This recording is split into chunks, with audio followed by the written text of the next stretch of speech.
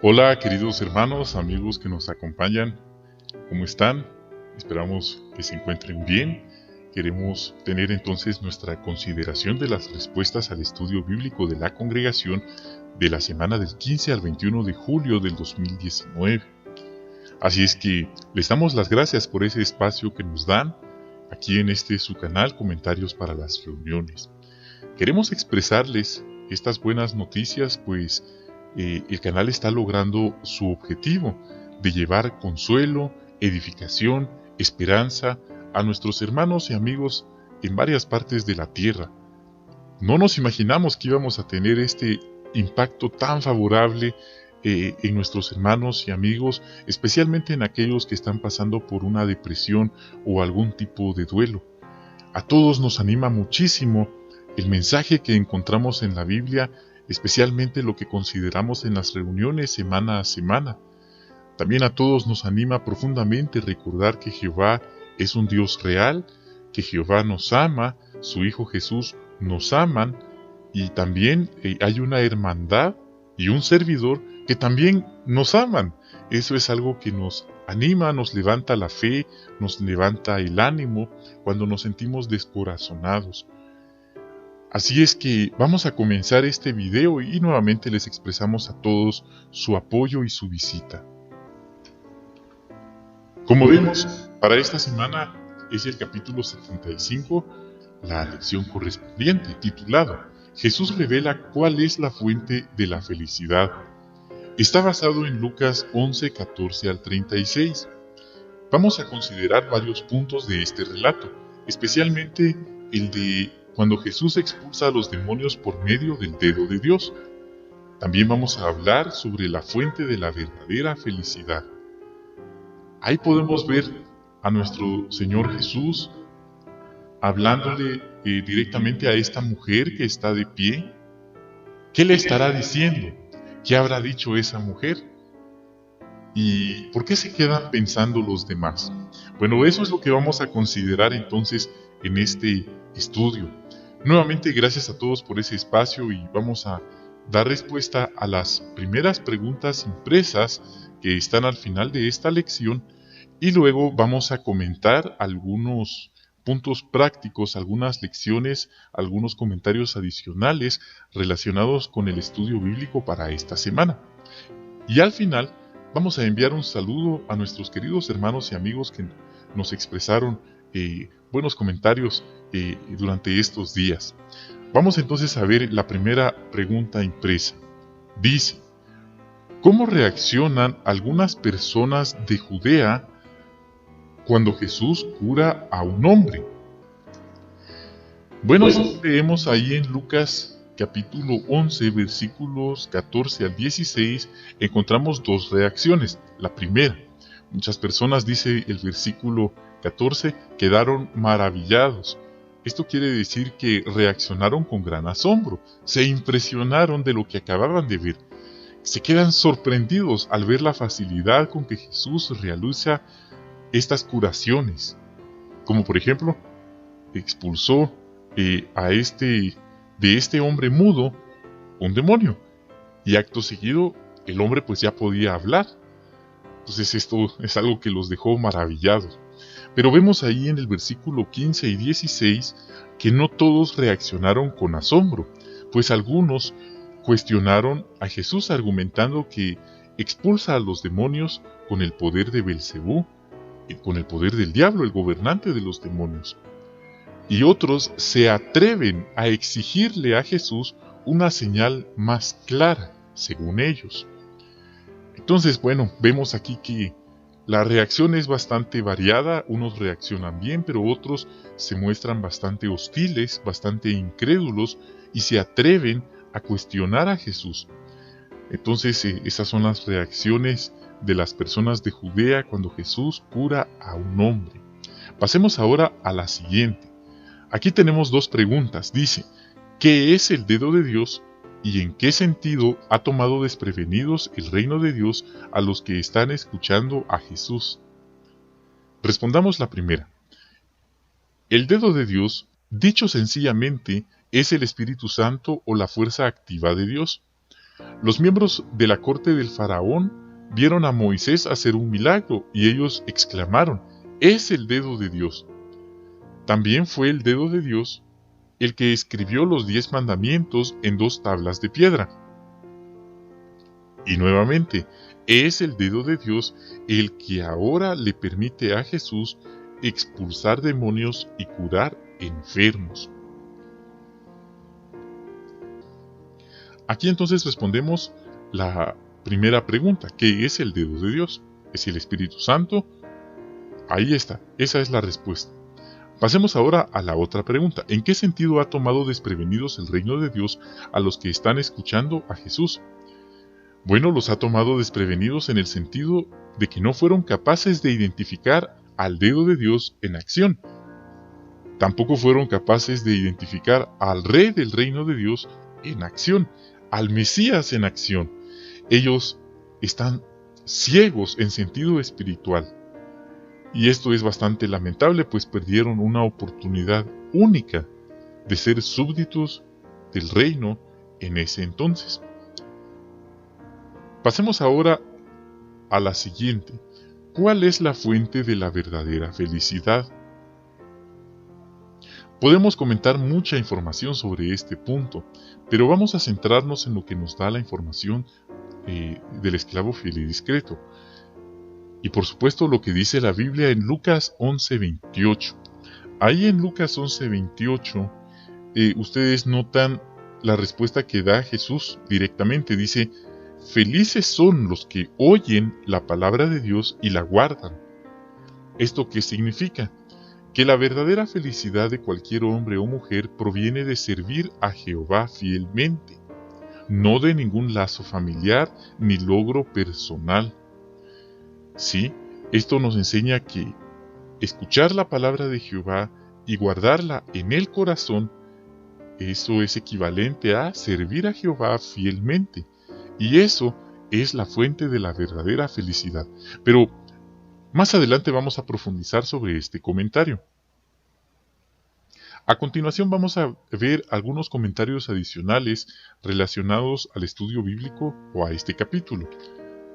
Por ejemplo, un punto que aprendemos de lo que Jesús hizo, específicamente en este relato, es que a él lo criticaron. Él hizo una obra buena, realizó un milagro y muchos lo criticaron severamente, sin misericordia. Y esto nos prepara, pues muchas veces nosotros también vamos a encontrar gente que por desconocimiento u otro motivo van a criticar nuestro buen actuar, ya sea en la congregación, ya sea en nuestro vecindario, en nuestro lugar de empleo, en el lugar donde estudiemos. No le vamos a caer bien a todas las personas. Y eso es importante que lo tengamos presente para no, por así decirlo, para no perder nuestra fe, para no perder nuestro objetivo, ¿sí? No queremos poner atención a cada crítica y dejar que esto nos desvíe de nuestro objetivo. Vemos que Jesús no se quedó, en esta ocasión no guardó silencio. Él intentó hacer que las personas razonaran. Jesús les dio un par de respuestas, un par de ejemplos para ayudarlos a razonar, para defenderse, pero Jesús no siguió insistiendo que Él era el Mesías, que no era con el poder de Belcebú que Él expulsaba o realizaba estos milagros. Más bien, Jesús se concentró en los que lo escuchaban. Así que esto nos da un buen ejemplo de la actitud que debemos tener cuando otros nos critiquen, cuando seamos víctimas de críticas injustas. Muy bien, veamos otro comentario. Es significativo que en un relato similar, Jesús les advirtió que atribuirle al diablo una obra realizada a través del Espíritu Santo, esto era un pecado imperdonable, que ni en este sistema ni en el que viene será perdonado. Esto es bastante serio y bastante profundo. Y la organización nos ha instruido que hoy en día aquellos individuos que han abandonado a Jehová, han abandonado a la organización y se vuelven apóstatas y atacan, critican sin misericordia a la Biblia, a Jehová, a los hermanos. estas personas están cometiendo ese mismo pecado. Entonces es algo bastante serio. Veamos otro comentario adicional. Jesús explica que cuando alguien enciende una lámpara, no la pone en un escondrijo ni bajo una cesta, sino sobre un candelero para que la gente pueda ver la luz. Puede que insinúe que el enseñar y hacer milagros ante estas personas tercas de su auditorio es como esconder la luz de una lámpara. Los ojos de esos observadores no son sencillos, no están enfocados, y se pierde el propósito de los milagros de Jesús. También Jesús repite el ejemplo del demonio que sale de un hombre. Si este hombre no llena su mente de cosas buenas, el espíritu maligno regresará con otros 7, de modo que la situación del hombre será peor que al principio. Entonces quizás les ha pasado a algunos de ustedes, al leer este relato, este ejemplo, nos quedábamos pensando qué habrá querido decir, y vemos cómo el esclavo fiel y discreto nos da la lección práctica de este ejemplo. Si una persona, después de ser, por así decirlo, liberada del mundo, del estilo de vida anterior, no llena su mente de cosas buenas, pues tarde o temprano esta persona terminará regresando a su estilo de vida anterior, y espiritualmente dice el ataque de estos espíritus malignos, de modo que la situación será peor que al principio. Esto nos anima a ser proactivos en sentido espiritual, a no quedarnos estancados en sentido espiritual. Muy bien, veamos otro comentario. Algo que aprendemos de lo que Jesús dijo sobre la verdadera felicidad es que no importa si nuestros padres o amigos cercanos tienen posiciones de responsabilidad espiritual. ¿Por qué decimos esto? Pensemos en lo siguiente. El que alguien tenga padres muy entregados a las cosas espirituales no significa que haya heredado automáticamente la madurez espiritual. De hecho, el pecado y la imperfección son hereditarios, son transmisibles, pero la madurez espiritual, el temor de Dios, una amistad con Jehová, eso no se hereda, eso se cultiva a nivel individual. Y muchos que lo han conseguido a nivel individual son verdaderamente felices. Entonces, esta es una información bastante importante, pues algunos han llegado a pensar que como no crecieron con padres cristianos, pues tal vez ellos no valen. Y otros han llegado a pensar que valen mucho, pues sus padres eran superintendentes de circuito, misioneros de Galaad, precursores bastante entregados a la obra, o algunos que hasta dirán que sus papás eran ungidos y que por eso ellos como hijos pues tienen un estado espiritual bastante elevado y mejor que el de la mayoría. Pero ante lo que Jesús dijo en este texto de Lucas 11, 26 al 28, ante Jehová, eso no importa. Quiénes sean nuestros padres, eso realmente no determina la madurez espiritual de los hijos. De hecho, es bastante lamentable que muchos hijos que han tenido excelentes padres en sentido espiritual, cuando cumplen la mayoría de edad, han terminado abandonando la organización. Entonces, el que alguien tenga padres espirituales no significa que va a tener esa felicidad espiritual, no significa que le va a servir a Jehová y por lo tanto encontrar la verdadera felicidad. Veamos otro punto. Jesús acaba de expulsar a un demonio y de hacer que un mudo hable. Eso debería motivar a la gente a alabar a Dios y a contarles a los demás lo que Jehová está haciendo. Algo parecido ocurre en nuestros días. Mucha gente ve, observa y reconoce lo que la organización de Jehová está haciendo. Pero al igual que esas personas, no deciden servirle a Jehová. Son únicamente espectadores indecisos y a veces criticones, severos. Es algo bastante lamentable, pero así ocurrió en los días de Jesús. Así que considerar esto nos ayuda a no sentirnos culpables, ya que cada quien lleva su carga de responsabilidad y nosotros, al predicar con nuestras palabras y con un buen ejemplo, ya hemos cumplido con esa carga de responsabilidad. Otro comentario adicional. Jesús responde con habilidad magistral las objeciones y críticas de parte de sus opositores. Esto nos enseña lo importante de aprender a dar respuestas. Y por supuesto, no nacemos con esta habilidad, es algo que aprendemos con el tiempo. El libro Benefíciese nos da consejos a este respecto en la página 66 a 70.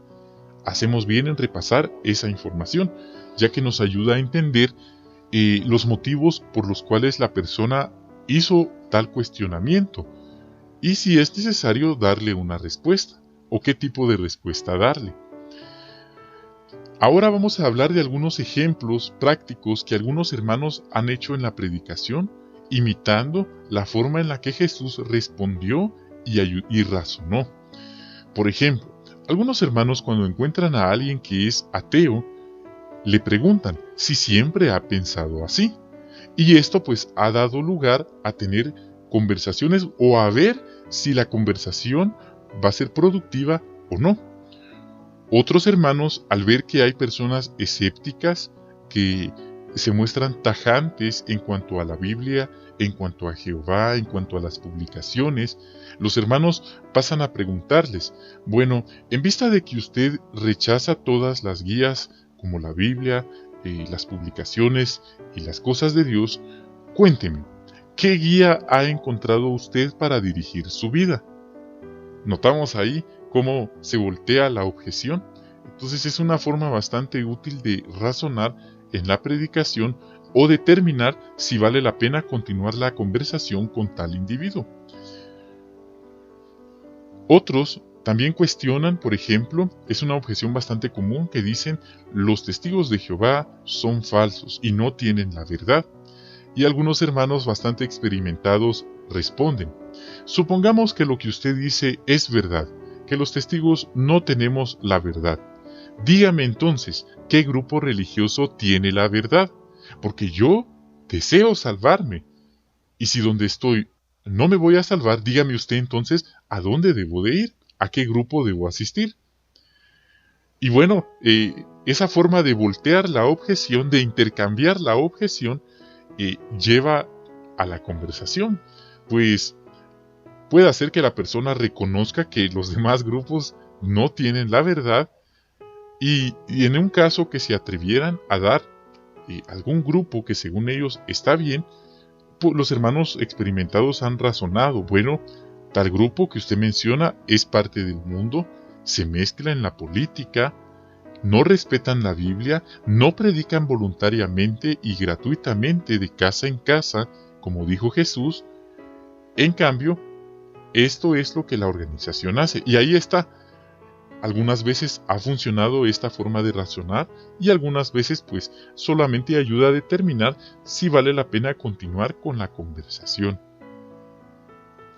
Muy bien, hermanos, ahora vamos a pasar a dar algunos saludos especiales para animar a nuestros hermanos que se tomaron el tiempo de escribir. Estos hermanos pues nos expresan su agradecimiento por esta ayuda que estamos dando. Ellos nos animan a seguir haciéndolo y pues es algo que a nosotros nos anima bastante. Pues es bastante bonito, bastante especial poder ver que está logrando un efecto positivo en nuestros hermanos esta clase de videos. Queremos saludar con mucho cariño y con mucho respeto a los siguientes hermanos: a Lucía Suau, a Carmenza Alexander, a Javier Gamer González Quintero, a Janet Miranda, a Andrea Jaimes, a Cristina Recaldé, a Urania Ortiz, a Trinidad Vargas y a Enrique Espinosa. De todo corazón les agradecemos sus buenos comentarios, sus buenos deseos para nosotros y también deseamos que Jehová les bendiga. Como hemos mencionado anteriormente, estamos muy agradecidos a Jehová y a ustedes por ese espacio que nos han dado.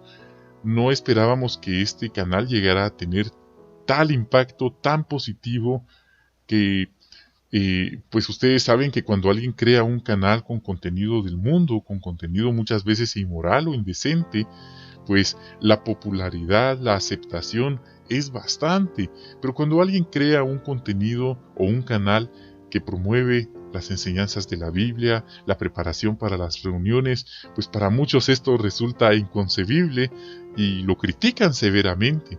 Pero ver estos comentarios es algo que nos anima a seguir dando nuestro mejor esfuerzo para estar con ustedes semana a semana.